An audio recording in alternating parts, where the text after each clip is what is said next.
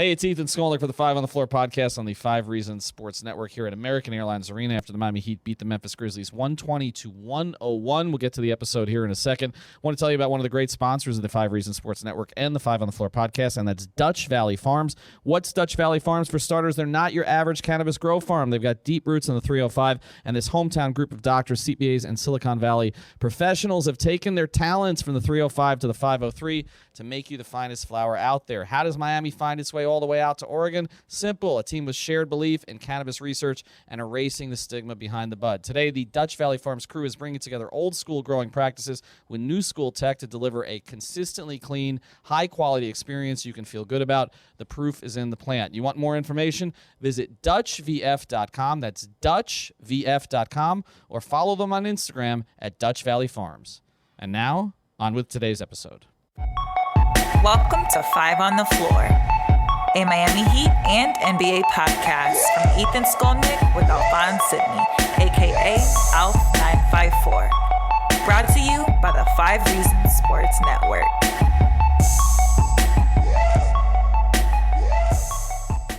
I don't know how to explain it. Kendrick, I've never seen him look like he's ever under stress or anxiety or pressure.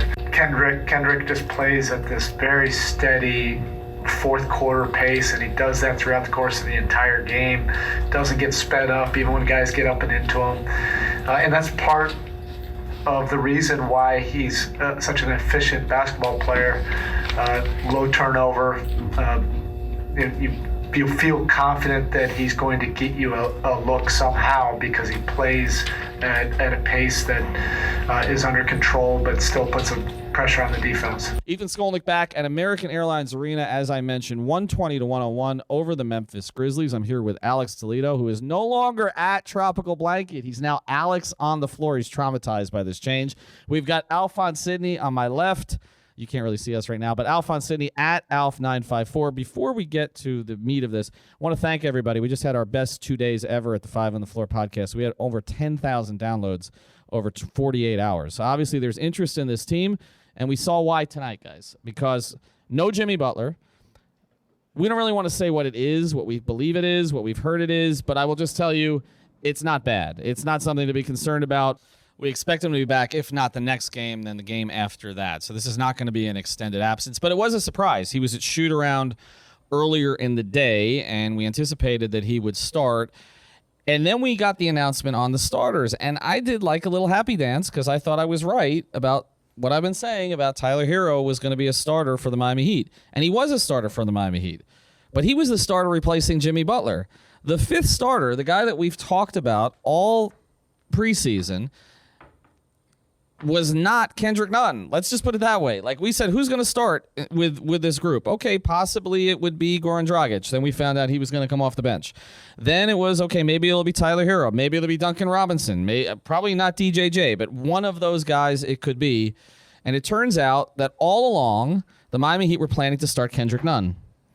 And when we look back now, and I'll start here with Alex, I guess we should have anticipated this, because the way that Eric Spoelstra has been talking about Kendrick Nunn, loves the Chicago guys, plays at his own pace, never gets rattled by anything, and then he has the 40-point game against the Rockets, that we should have anticipated a big role.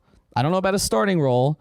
24 points for Kendrick Nunn tonight. He was not the star. We're going to get to the star. That was Justise Winslow. But 24 points tonight for Kendrick Nunn on a night that the Heat rookies had 46 points and KZ Okpala didn't play until the last minute. What did you make of the decision to start Kendrick Nunn? Because that was the biggest surprise today. It was definitely a surprise, right? And also just Jimmy not playing was a letdown. But Kendrick Nunn came out and he showed that he is right now at this stage a better player all around than Tyler Herro. He also has 4 years on Tyler Herro, right? So, but the fact that he followed up that 40-point game with a 24-point game where he shot 10 of 18 and he just looked like they couldn't stop him. You know, he's getting to the rim every time that he wants. He's getting to the pull-up shot whenever he's a, pretty good playmaker. He's a dog on defense. I think he's a real player. I think it's obvious that he has to be in the rotation going forward. Yeah, it definitely has to be in the rotation. I mean, not just rotation. I mean, they wanted to start the guy. He's their starting two guard in their minds right now. And we listened to Eric Reed gush about him on the pod that dropped right before the game. And like you said, maybe we should have known already that he was going to start at the 2-guard position. But yeah, I mean, he was just super, super impressive.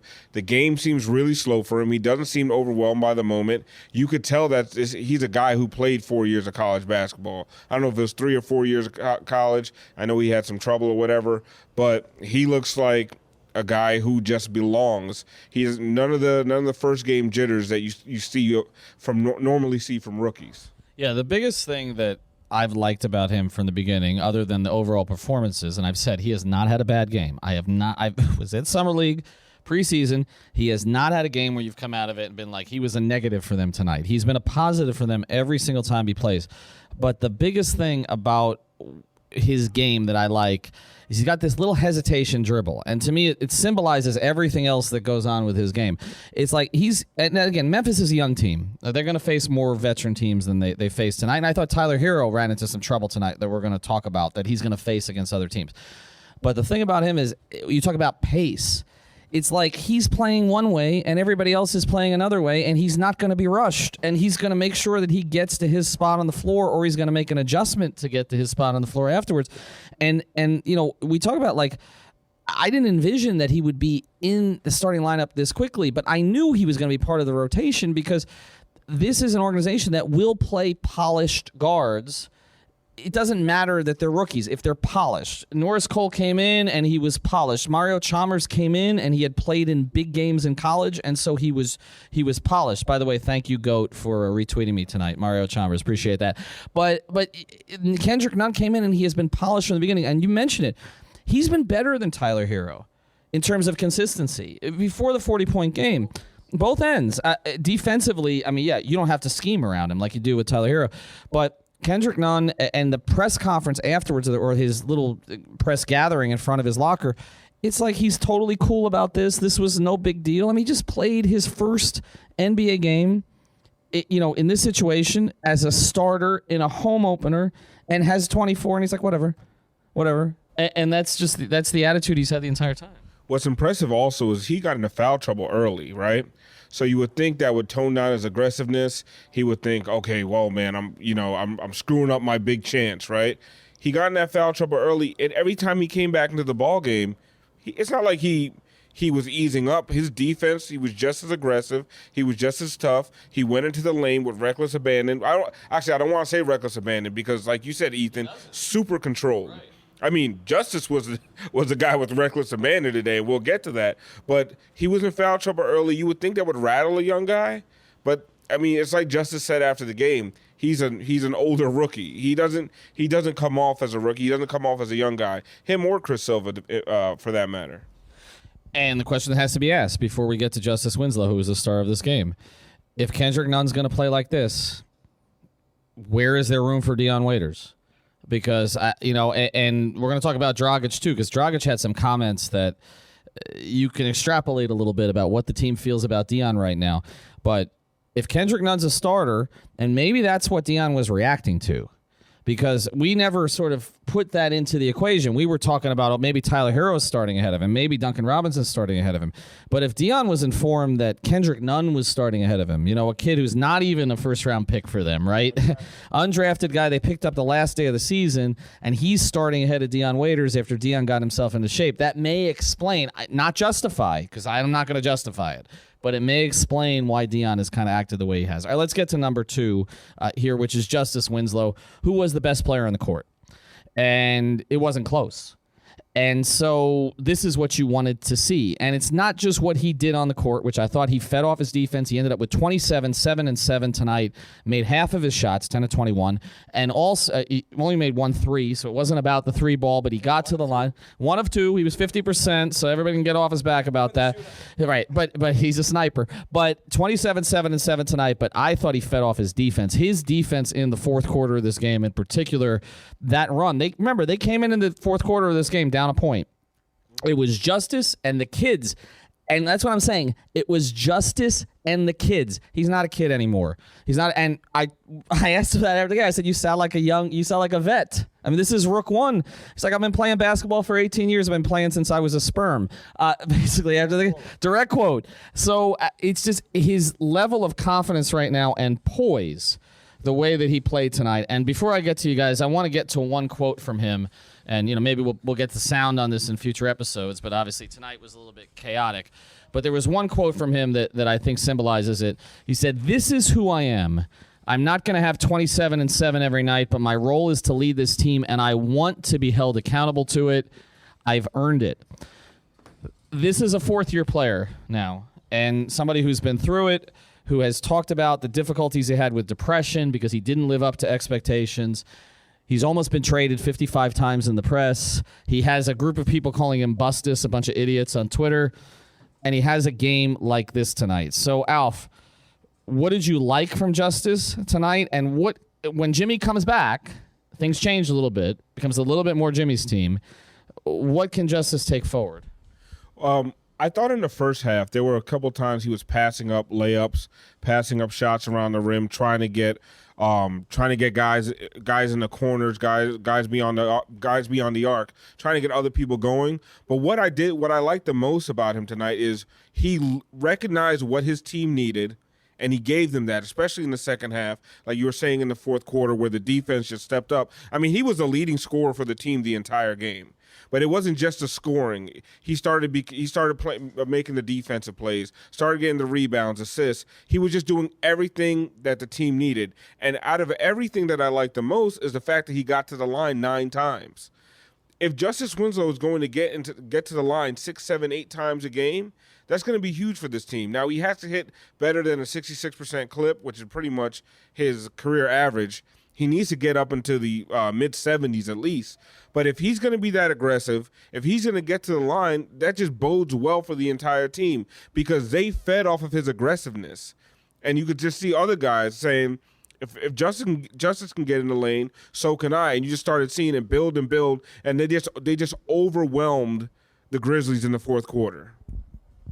So, yeah, I absolutely loved what we saw from Justise tonight because not only was he able to take advantage of the mismatch when he had the smaller point guard on him, which is going to happen to him all season.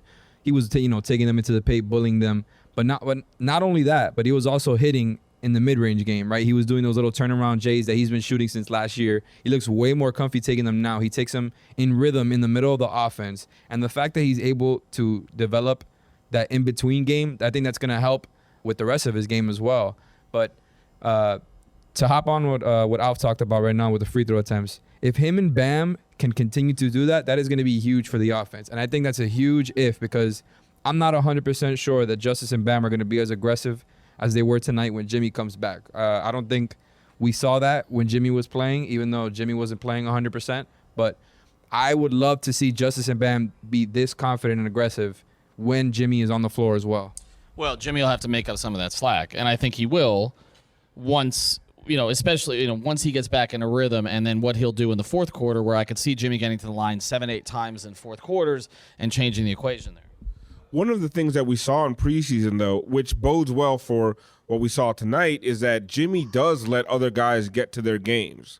So if this is what the team needs, I do see Jimmy saying, okay, Bam, Justise, I saw you guys game 1 of the regular season. I see what you guys can do. Let the game come to those guys. Jimmy knows he can turn it on whenever he has to, right? So what we've seen from Jimmy is a really unselfish player, which is funny because that's not the story we heard about him coming into the team. Now, from other reporters, we heard this about Jimmy and his former teammates, some of them. But, fans are saying Jimmy's selfish, Jimmy's this. But he has let other guys get to their game all preseason, and maybe it's something that we'll see parlay itself into the regular season. Well, that's why I think tonight was so good for this team. And Justise said it after the game also. He was asked by, I think it was Chris Fisher of Channel 6, was asked about the idea that everybody has talked about this being Jimmy's team. And Justise, who is at the point of his career where he will challenge a question, went back at the question. Look, who said that? Who said that? Who said that? And he's making the point that that's not what they believe. It's not to disparage Jimmy Butler, but it's not what they believe, that this is just Jimmy and, the fluff around him, right? Like, this is not like a bunch of Tito Jacksons, right? Like, that's not the way that they're evaluating it. And from the very beginning, this is why I have felt that Jimmy Butler's offseason and preseason was as perfect as it could possibly be, especially in the context of what we'd heard about him. Everything, he's not just on the court, everything he's done has been to lift these guys up. Everything. Making sure he called Bam on his birthday, making sure he's working out with Tyler Herro in Chicago, taking that picture with Justise Winslow, putting Justise Winslow on the same level as him, right? That photo that they took made it seem like Jimmy's like, he's on my level. Tyler Herro working out with him last night at University of Miami, right? He's on my level. He's done those things, and that's one of the things that I thought LeBron always did so well that he never got credit for. LeBron would pick up the bottom guys on the roster. He didn't do it so much in Cleveland. He did it here in Miami, where he would make sure Ray Allen, who was here tonight, almost never here, which was unusual in itself, and they honored Ray tonight. But Ray told me when he came here from Boston, the thing that impressed him the most about this organization, and particularly LeBron, was that when they would go on the road, he said everybody got a text to go to breakfast. That LeBron would set off the text chain to all 15 guys, to Mikal Gladness and Terrell Harris, okay? We're going to breakfast today. And Ray said that never happened in Boston. And Jimmy has done the same thing here that LeBron did, except Jimmy is more relatable than LeBron. And so I think it's worked even better. So one more quote from Justise before we kind of move on here. He said, I told my guys that you only get so many season openers. His guys. And again, that's the way I think that Justise is looking at this, is that this is, to a degree, his team. What I found interesting is who addressed the team without Jimmy there. Who addressed the crowd, game one of the regular season? Justise Winslow. Without Jimmy in the lineup, who was the last guy announced? Justise Winslow. So you see, okay, when Jimmy comes back, that's going to change. But you see the esteem that the rest of the team and the organization holds him in, because without Jimmy Butler here, this is Justice's team. All right, let's get to a veteran guy here before we go to a break. Goran Dragic. Goran Dragic had 19 off the bench tonight. Did not have a great first half, but I thought had an exceptional second half. And there was some comments from Goran after the game that, again, we got to apply back to Dion here, because some of this is in the context of Dion, where Goran was asked, how did this come about? When did you find out you weren't going to be a starter? And he said that Eric Spoelstra sat him down, told him he wasn't going to be a starter.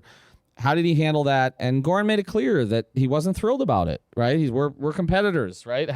What do you think? What do you want me to say? But then he said, but we're professionals. And now Alex took the video, you posted it on Twitter, of him talking about how he wants to be Sixth Man of the Year. And this is why Goran Dragic, if he wants to, is going to finish his career in Miami. And this is why Dion Waiters is going to be shipped out of here. I mean, it's just that simple, because Goran accepted a role that is perfect for him. And when you listen to Spoelstra talk about it, he sounded like we've sounded on the podcast, right? I'm able to sort of manage his minutes a little bit, right? We're able to get the absolute most out of him. And what did he play tonight? How many minutes did Goran play tonight? 25 minutes. Perfect. That they did. They needed him more than they normally did, but we said all along 22 to 25 minutes was about where you want Goran Dragic to be, and potentially to play at the end of games. But the other thing I want to focus on here, and I posted some video at Ethan J. Skolnick, I thought Justise and Goran looked really good together again tonight. And Alf, you've mentioned that. That had been a struggle for a little while. But it feels like Justise, and he kind of acknowledged this, enjoys being the point guard, but also wants some possessions where he doesn't have to be. And playing with either Kendrick Nunn or with Goran Dragic allows him to play off the ball a little bit more. And I thought that was a big factor here tonight also. So, yeah, I absolutely love what Goran was doing tonight. He did start off slow, but he is so made for the six-man role. And we've been saying the same thing over and over again for months, and since, last year when he was playing the six-man role and Justise was starting.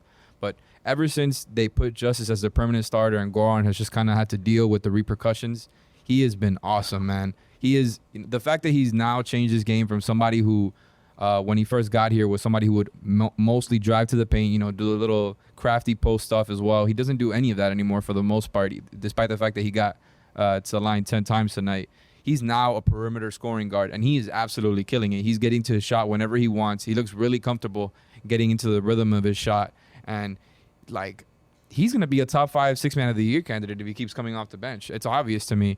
And just the way that he goes about it, man, you love him, right? I don't know how any Heat fan could have any type of disdain for him at this point. And I think that you're looking potentially after the season, maybe it's a one-year deal, and then they take care of him after that, or maybe it's 3 years, you're finishing your career down here. He's never wanted to go anywhere. His family loves it here. He likes blending in a little bit. He takes his kids to the park. He puts a hat on so nobody sees him, and it's just, like I said, it's a perfect role for him. I guess the question would be, again, I'm going to put this in the context of Dion. Jimmy's coming back, right? Okay, so Herro goes back to the bench, and we're going to talk about Herro after the break. But Tyler goes back to the bench. So you've got Tyler and Goran playing together, which it has sounded like that's something Eric wants to get to. We've been concerned about that defensively, but offensively they should be pretty damn good. So where does Dion fit? You have your backup backcourt. Well, before I get to Dion, I do want to say to all the Heat fans, next time you hear Riley say something at a presser, don't get all apoplectic about it. Like, calm down. Like, if you look at the way Justise Winslow was treated tonight without Jimmy Butler here, Justise Winslow was always going to be the starting point guard coming into the 2019-2020 season. I know what Pat Riley said in that press conference, but come on now. Yeah, I understand. And listen, and Goran even told you it was a hard conversation to have. So of course, like, you have your former All-Star, you're not going to throw him under the bus in the off-season press conference. But anyway, going beyond that, now I felt like watching this game tonight, Dion Waiters threw away a huge opportunity. Like, if he would have known Jimmy Butler was going to be out the first game of the season, I mean, he could have put up 40 shots tonight. He could have dropped 50 points. I mean, okay, he probably wouldn't have. He probably would have gone 34% from the field, but that's not the point. What the point is, he could have had a field day tonight. But instead of like I said, I don't like casting aspersions on guys, but so instead of like talking negatively about Dion, I just talk positively about Goran. Accepting the role that you're given, even though you might not like it, but everybody has to eat you-know-what every now and then. And instead of just sulking and being upset about the new role, Goran says, you know what, I'm going to take this role. I'm going to take this role and be the sixth man of the year. I'm going to come out. Maybe he had an uneven first half.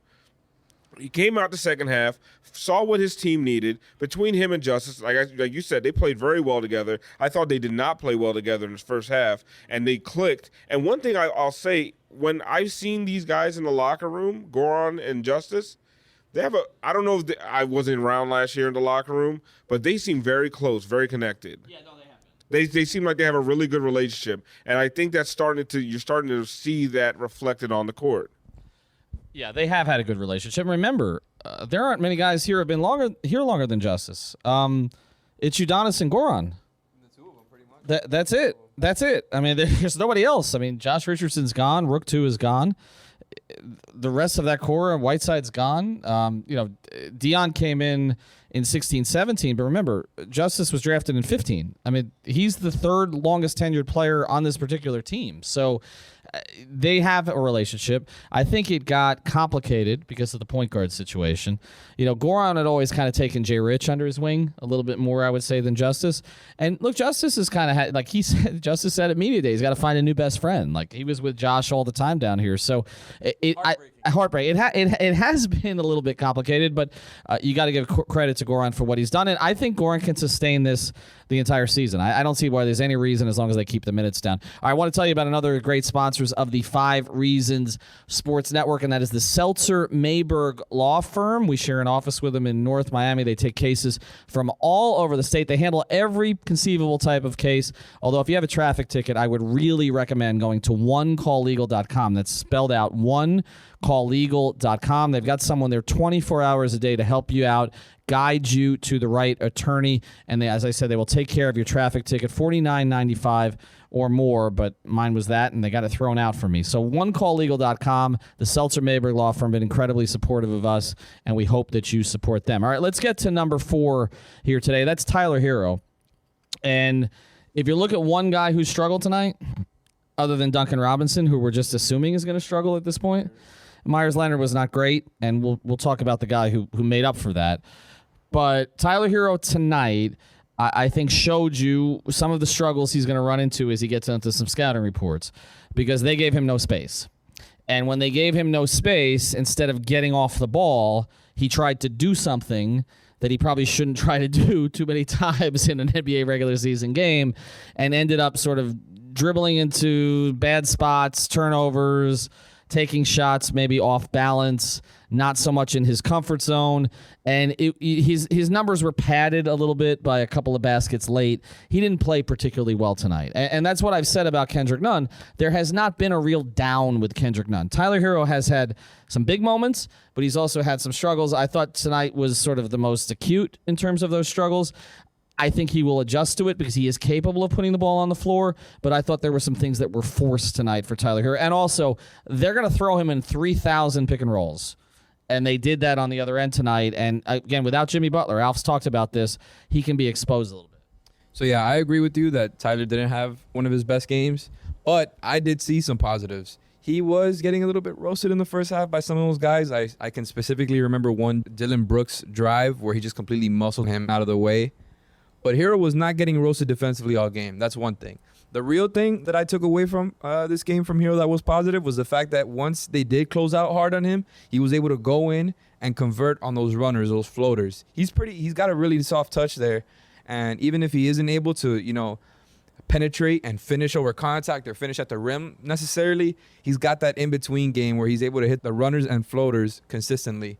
And honestly, he's going to have to hit a lot of those because they're going to close out on him. And the other thing, as far as the shooting, I'm not very concerned because I think Jimmy coming back is going to open things up for him for sure. It's just going to make the defense have to pick and choose, right? Like they're going to have to pick between Jimmy and Herro. And I think it's only going to go up from here.